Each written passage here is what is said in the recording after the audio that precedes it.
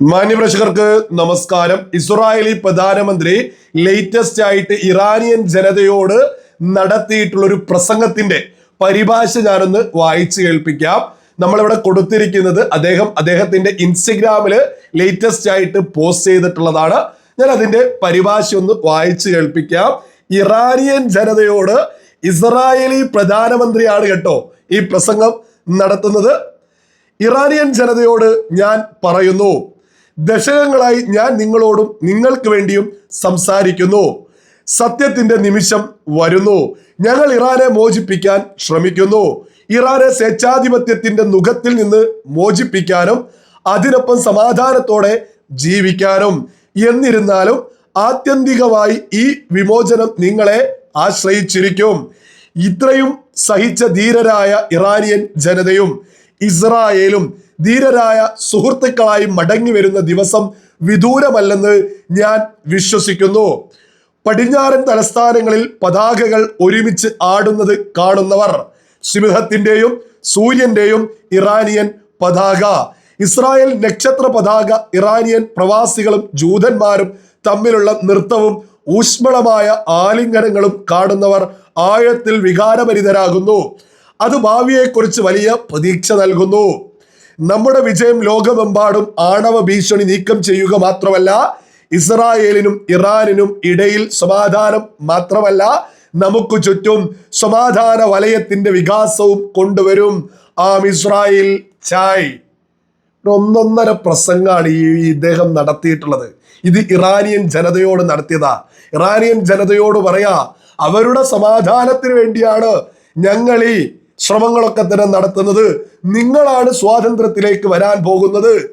ഇവിടെ ഇറാന് അനുകൂലിക്കുന്ന സകല ജിഹാദികളോടും ബോധമുള്ള വിവേകമുള്ള ഓരോ മലയാളിയും നിരന്തരം ചോദിക്കേണ്ടതാണ്, ഇസ്രായേലി പ്രധാനമന്ത്രി ബെഞ്ചമിൻ നെതന്യാഹു ഇറാനിയൻ ജനതയോട് ഇത്തരത്തിൽ നടത്തുന്ന പ്രസംഗം ഇത് ആദ്യമായിട്ടല്ല. ഇത്തരം നിരവധി പ്രസംഗങ്ങൾ ഇസ്രായേലി പ്രധാനമന്ത്രി ഇറാനിയൻ ജനതയോട് നടത്തിയിട്ടുണ്ട്. ഇതുപോലെ ഏതെങ്കിലും ഒരെണ്ണമെങ്കിലും ജിഹാദികളുടെ തന്തയായിട്ടുള്ള അലി ഖൊമൈനി എന്തെങ്കിലും ഒന്ന് പ്രസംഗിച്ചിട്ടുണ്ടോ എന്ന് വിവേകമുള്ള ഓരോ മലയാളിയും കേരളത്തിലെ ഓരോ ഖൊമൈനി അനുകൂല ജിഹാദികളോടും നിരന്തരം ചോദിച്ചുകൊണ്ടിരിക്കണം. ഈ ഖൊമൈനി ജീവിതകാലം മുഴുവൻ ഉയർത്തിപ്പിടിച്ചത് ഒരൊറ്റ മുദ്രാവാക്യ: അമേരിക്കയുടെ മരണം, ഇസ്രായേലിന്റെ മരണം, ഇസ്രായേലിനെ തുടച്ചു നീക്കുക, ഇസ്രായേലിനെ അവസാനിപ്പിക്കുക, ഇസ്രായേലിനെ ഇല്ലാതാക്കുക. അതിൽ സാധാരണക്കാരൊന്നുമില്ല, സകലതും തുടച്ചു നീക്കുക എന്നുള്ളത് മാത്രമാണ് അലി ഖൊമൈനി എന്ന മതഭ്രാന്തൻ ജീവിതകാലം മൊത്തമായിട്ടും ഉയർത്തിപ്പിടിച്ചത്. ഈ പറയുന്ന ഖൊമൈനി എന്തൊക്കെ വാ തുറന്നിട്ടുണ്ടോ അന്നൊക്കെ തന്നെ ഇസ്രായേലിനെ തുടച്ചിക്കർ, അല്ലാതെ ഒരിക്കലും ഇസ്രായേലിന്റെ ഭരണാധികാരികൾക്കെതിരെയല്ല, ഇസ്രായേൽ എന്ന രാജ്യം തുടച്ച്. അതിലൊക്കെ അത് കേട്ടിട്ട് പോലും ഇവിടെ ആളുകൾ ഖൊമൈനിയെ പിന്തുണക്കുന്നുണ്ടെങ്കിൽ ആ പിന്തുണക്കുന്ന ആളുകൾ ഇന്നല്ലെങ്കിൽ നാളെ മതഭ്രാന്തമൂത്ത് നമ്മുടെ രാജ്യത്തിനെതിരെയും രംഗത്തിറങ്ങില്ലേ? ഓരോ മലയാളിയും നിരന്തരം ചിന്തിക്കേണ്ടതാ. ഈ പറയുന്ന കേരളത്തിലെ ജിഹാദികൾ അനുകൂലിക്കുന്നവര് മനുഷ്യനൊരു വിലയില്ല, മതഭ്രാന്തിന് മാത്രമേ വിലയുള്ളൂ. ഈ ഇസ്രായേലി പ്രധാനമന്ത്രി എത്ര അന്തസ്സോട് കൂടിയ ഇസ്രായേലിനെ പിന്തുണക്കുന്ന വിവേകമുള്ള ഓരോ മനുഷ്യനും ഇസ്രായേലി പ്രധാനമന്ത്രി ബെഞ്ചമിൻ നെതന്യാഹുവിന്റെ ഇസ്രായേൽ പ്രധാനമന്ത്രിയുടെ ഓരോ പ്രസംഗവും ഇസ്രായേലിനെ പിന്തുണക്കുന്ന ഓരോ മനുഷ്യനും അഭിമാന. അദ്ദേഹം പലസ്തീനെ കുറിച്ച് പ്രസംഗിക്കുന്ന സമയത്ത് പലസ്തീൻ ജനതയ്ക്ക് ഒരിക്കലും ഞങ്ങൾ എതിരല്ല, ഹമാസ് എന്ന ഭീകരവാദ സംഘടന തീർന്നാലേ പലസ്തീനിൽ സമാധാനം ഉണ്ടാവൂ എന്ന നിരന്തരം ബെഞ്ചമിൻ നെതന്യാഹു ഉയർത്താറുള്ളത്. ഇറാനോടും ഇറാന്റെ മതഭ്രാന്തന്മാരുടെ ഭരണകൂടം എന്ന് അവസാനിക്കുന്നോ അന്ന് മാത്രമേ ഇറാനിയൻ ജനത സ്വാതന്ത്ര്യം നേടൂ എന്ന് ഉയർത്തിപ്പിടിക്കുന്നത്. ഇസ്രായേൽ എത്ര അന്തസ്സോട് കൂടിയിട്ടാണ് കാര്യങ്ങൾ ഉയർത്തിപ്പിടിക്കുന്നത്. ഗൾഫ് രാജ്യങ്ങളുടെ സമാധാനം ഇസ്രായേൽ ഉയർത്തിപ്പിടിക്കുന്നില്ലേ? UAE, സൗദി അറേബ്യ, ബഹ്റൈൻ, ഇത്തരം ഗൾഫ് രാജ്യങ്ങളുടെ, ഈ മുസ്ലിം ഭൂരിപക്ഷ രാജ്യങ്ങളുടെ സുരക്ഷ ഇസ്രായേൽ ഉയർത്തിപ്പിടിക്കുന്നുണ്ട്. എന്തിനേറെ പറയുന്നു, ഈ ഇസ്രായേലില് 20 ലക്ഷത്തോളം മുസ്ലിങ്ങള് സമാധാനത്തിൽ, സന്തോഷത്തിൽ, സുരക്ഷയിൽ മുന്നോട്ട് പോകുന്നില്ലേ? 20 ലക്ഷത്തോളം. അതായത് ഇസ്രായേലിന്റെ 20% ജനങ്ങള് മുസ്ലിങ്ങളാ. അവരവിടെ സമാധാനത്തിൽ മുന്നോട്ട് പോകുന്നുണ്ട്. ഇതൊക്കെ അറിഞ്ഞിട്ടും കേരളത്തിലെ ജിഹാദികൾ ഖമേനിയെ മാത്രം പിന്തുണക്കുന്നുണ്ടെങ്കിൽ ഒരു തർക്കവും ആർക്കും തന്നെ വേണ്ട. ഇന്നല്ലെങ്കിൽ നാളെ ഇറാന്റെ മതഭ്രാന്തന്മാരായിട്ടുള്ള ഭരണകൂടത്തെ നമ്മുടെ കേരളത്തിൽ നിന്ന് ആര് അനുകൂലിക്കുന്നോ അവർക്ക് ഇന്നല്ലെങ്കിൽ നാളെ നമ്മുടെ രാജ്യത്തിനെതിരെ മതഭ്രാന്ത് ഉയർത്തിപ്പിടിച്ച് രംഗത്തിറങ്ങും എന്നുള്ളതിലൊന്നും ഒരു തർക്കവും ആർക്കും തന്നെ വേണ്ട. ഇനി മറ്റൊന്ന്, ഇറാന്റെ മതഭ്രാന്തന്മാരുടെ ഭരണാധികാരികൾ, ഇറാന്റെ മതഭ്രാന്തന്മാരായിട്ടുള്ള ആളുകള് ഇറാനിയൻ ജനതയുടെ സുരക്ഷ ഒരു സമയത്ത് നോക്കുന്നില്ല, മാളത്തിൽ ഒളിച്ചിരിക്കുക. അതേസമയം എക്സില് ഈ ഇസ്രായേലി പ്രധാനമന്ത്രി ലേറ്റസ്റ്റ് ആയിട്ട് മറ്റൊരു പോസ്റ്റ് ചെയ്തിട്ടുണ്ട്. ഞാനതൊന്ന് വായിച്ചു കേൾപ്പിക്കാം.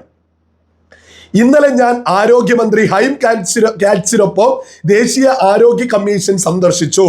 ക്യാമ്പയിനിടെ ആരോഗ്യ സംവിധാനത്തിന്റെ ശ്രദ്ധേയമായ പ്രവർത്തനങ്ങളെ കുറിച്ച് ഒരു അവലോകനം ലഭിച്ചു. അടിയന്തര ഘട്ടങ്ങളിൽ ഇസ്രായേൽ പൗരന്മാർക്ക് വൈദ്യസഹായം, പ്രവർത്തനപരമായ തുടർച്ച, പ്രതികരണം എന്നിവ ഉറപ്പാക്കാൻ 24 മണിക്കൂറും പ്രവർത്തിക്കുന്ന സമർപ്പിതരായ ആളുകളെ ഞാൻ കണ്ടുമുട്ടി. ഡോക്ടർമാർ, നഴ്സുമാർ, മെഡിക്കൽ ടീമുകൾ, മാനസികാരോഗ്യ MDA, രക്ഷാ സേനകള്, ഇസ്രായേൽ പൗരന്മാർക്ക് വേണ്ടി പ്രവർത്തിക്കുന്ന എല്ലാവരുടെയും കൈകൾ ശക്തിപ്പെടുത്താൻ ഞാൻ ആഗ്രഹിക്കുന്നു.